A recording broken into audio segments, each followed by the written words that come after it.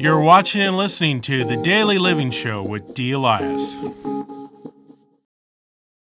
Today on Daily Living, I have a special guest with me. She is a speaker, an author, and a singer, and she's also a sex trafficking survivor. Thank you very much, Ilonka Deaton. That's right. Yes, thank you very much for being here. So, start by telling me a little bit. You're from South Africa. Yes, I was born and raised in South Africa in a single parent family home. I've lived there my entire life until I was about just after my 19th birthday when we immigrated to the United States. And had my whole childhood there. And, you know, a lot of interesting things happens when you live in a single family home. Right. As you kind of alluded to the whole sex trafficking thing, but it was a good childhood, but also a very dark childhood for me. Right. What happened that led you into sex trafficking?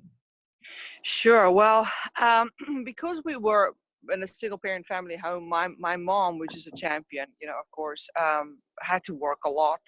And to make up for my dad not being present in our lives, she really tried to encourage all the extracurricular activities that we were doing. So if we were good at sports, she would encourage you to do sports. If you were good at cultural things like music, then she would encourage you to do that. So mom was really good at being that can-do voice in our heads, and she still is.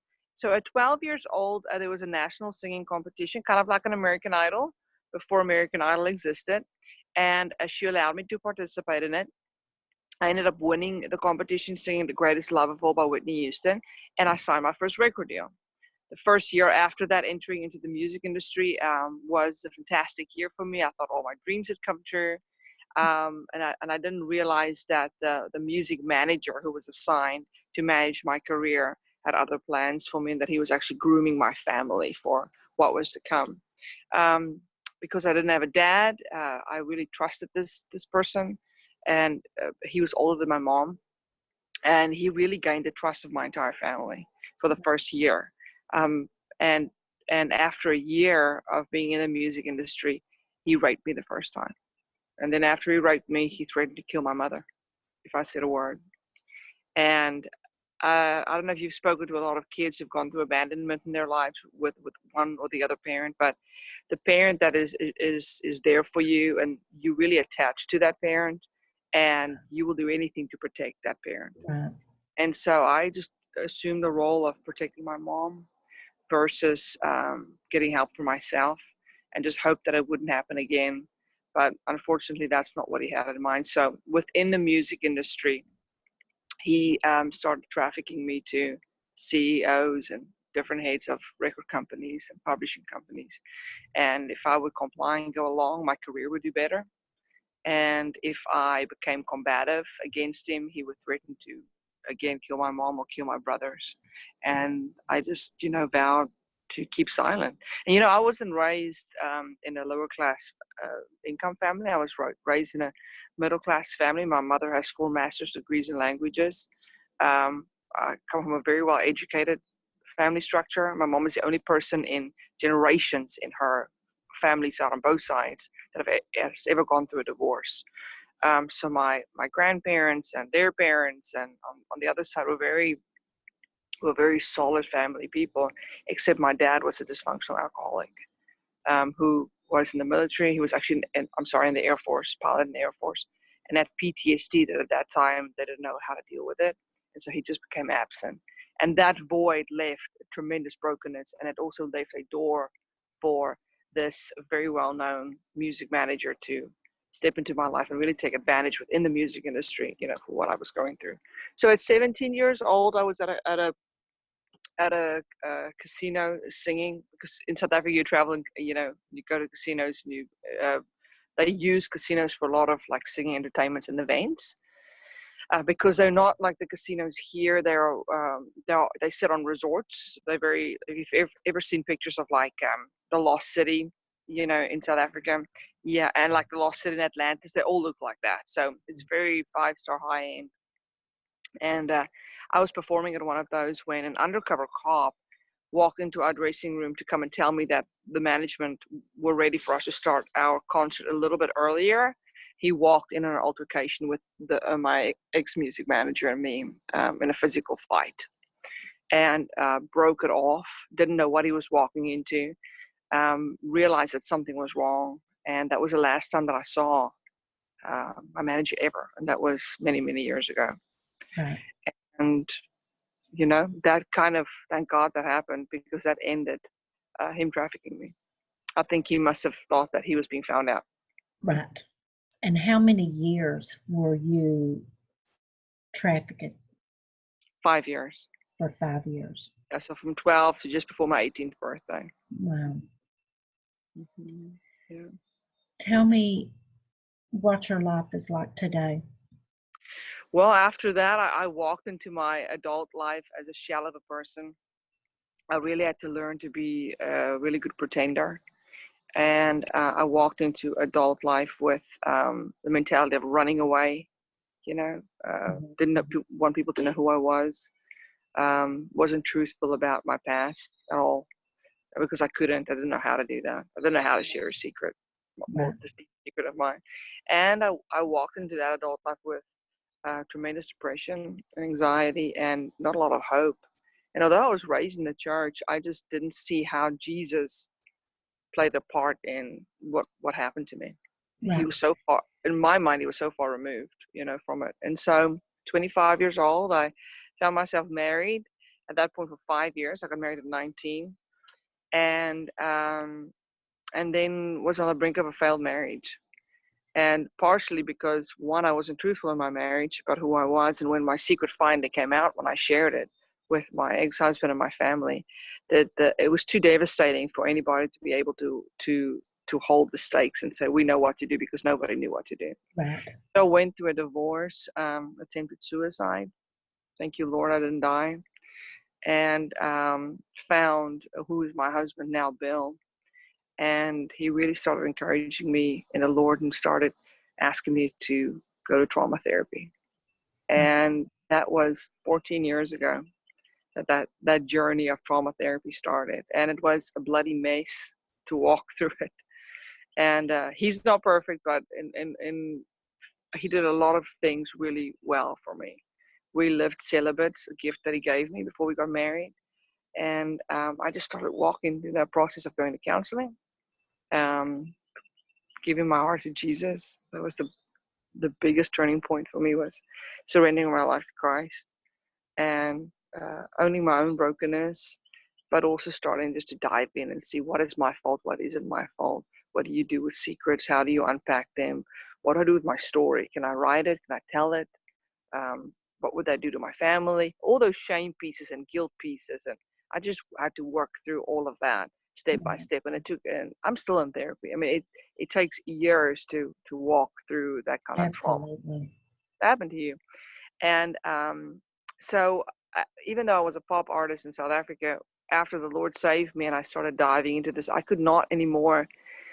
I couldn't give glory where glory was due with the Lord, to say I wouldn't be alive if it wasn't for you. And secondly, I love pop music, but it doesn't matter to me anymore if my songs cannot change somebody.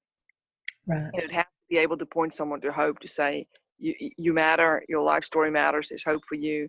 You can, you can make a difference with your broken story. You're not damaged goods. Actually, God loves you in that very, very broken place. And that's where, he shows up in my life the most, is when I'm so vulnerable and weak.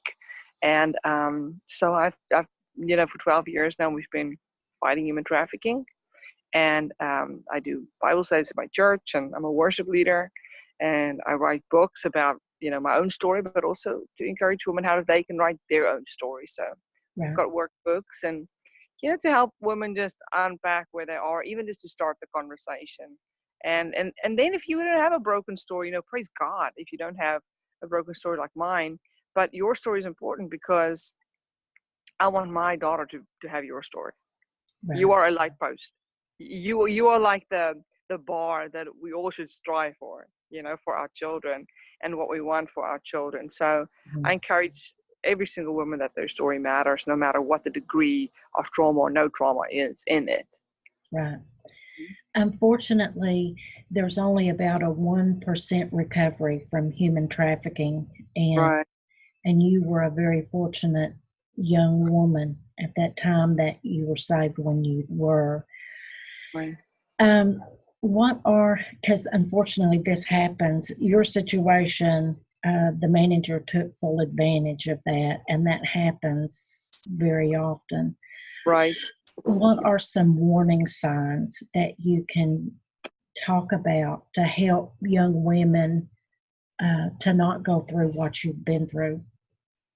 There are some common lures, for parents, first of all. I mean, if your child, like me, is in entertainment, then, you need to know the signs of grooming. When someone is trying to get too close to your family, ask why. Why Right, are you this for my daughter? And if they say, oh, she's just great and she's fabulous and she's the best singer, you know what? No, actually not. I can, even though, I think I sing pretty good, I can walk into Nashville in the bar and the waitress can sing better than I can. hmm, So you know, it's you have to really be an investigative reporter in your family when you allow people to come in. I'm not saying don't trust people, but I'm saying be very cautious with if someone starts taking a lot of interest in one of your children or in yourself. There's got to be a reason why, right? If right, you feel that intuition piece of like someone's crossing a boundary here, you're probably right. Trust your intuition with that. Some other lures for teenagers, would be if you see any kind of like suicidal ideation. Traffickers love to connect with kids that have depression, anxiety, a lot of broken families, foster care system. So those kids, if you're a counselor at a school or a parent, you need to know that if you have that brokenness in your home, you are already a target, for trafficking situation. right, And to take caution, get your kids in counseling. Going through divorce, get them in counseling, have open communication with your children. If you have to work a lot, make sure that you set good boundaries and perimeters of safety around your kids. Software on their computers, on their iPhones, iPads, and monitor what they are doing. Don't just leave it an open-ended that they can fend for themselves. They cannot. They're 13, 14, 15, and 16. They're not adults. They're children. right, So let's see them as children. Give them the freedom that they need at that age, but still protect them. And then right, for little ones, it's just back to the principle. It's back to the basics for little ones, like don't talk to strangers, the buddy system. Um, if you can take your kids, don't just drop them at the mall. If you can take them, go with them. right, If you can drop them at school, you take them. Anything where you leave a gap, where you give responsibility to another adult, is typically where things happen. right. Yeah. And they prey, these monsters prey on social media. Oh So, gosh, yeah. you Yeah, know, they pose as friends. absolutely. I'm not a big fan for social media with young kids at all. I just don't see the point in it. Honestly, I don't see the point in it a lot of time with me as an adult. I don't. Absolutely. So I just overrated. yeah. I'm gonna move like this. There's a little bit of sun behind me. Is that better if I do that? Oh, you're fine. A little bit of sun. Yeah. I think that you have to be very cautious with what you allow your children to do. Just Absolutely. and if you are going to allow to monitor it, you know. Right. There's a lot of times a big communication gap between parents and teenagers. Hmm. And Right. if the teenagers are feeling depressed, they're looking for someone to give them attention, and that's where predators come in on the social media. Yeah. So for that, what we actually have a seminar called Hope Holders for Teens that actually Katie and I do together. We go into schools and we open up all these topics for kids in an assembly setting, and then give them resources of who they can go and talk to if they cannot talk to their parents in a safe environment, to get help. Because, I mean, I get it. I was a teenager. I thought my mom didn't know anything. Right. We all did, right? Like, We all did. I'm in the world and I don't know. So we have to also, I want to respect where they are and their growth because they don't know, but Right. also give them tools in their hands. Say, okay, fine. If you don't want to talk to me, then here's who you can talk to. And here's where I want to point you. If a stranger's advice is going to be better than mine, then let's make sure that we put you in good hands, to give you good, solid guidance. What needs to happen for you. This is modern day slavery, and I wish more schools would focus on teaching the children the dangers of this, Right. and educate them on slavery and what it actually means, because this is like the second most heinous crime in the world right now. Drug trafficking being number one, human trafficking is number two. I think it's coming. I think it's going to become so inevitable that schools will have to, just like how they teach sex ed, that they're going to have to teach a class on it.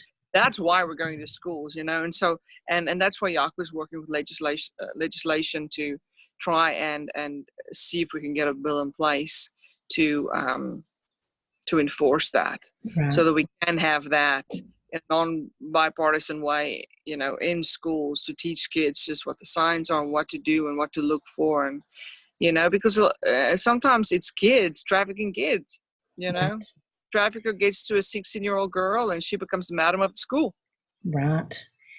Is there a website that someone can check out information about you speaking in schools or whatever? Yes, absolutely. So it is ilonkaministries.com is my website.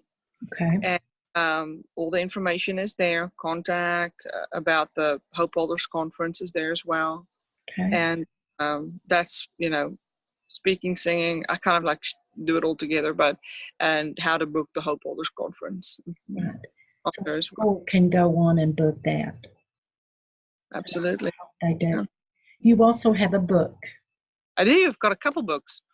First one is Keeping Secrets, and that's my own biography with family dynamics, and it's got a really good portion of like counseling help in there as well. All of my books are filled with resources for anybody, that could grab a resource and get help.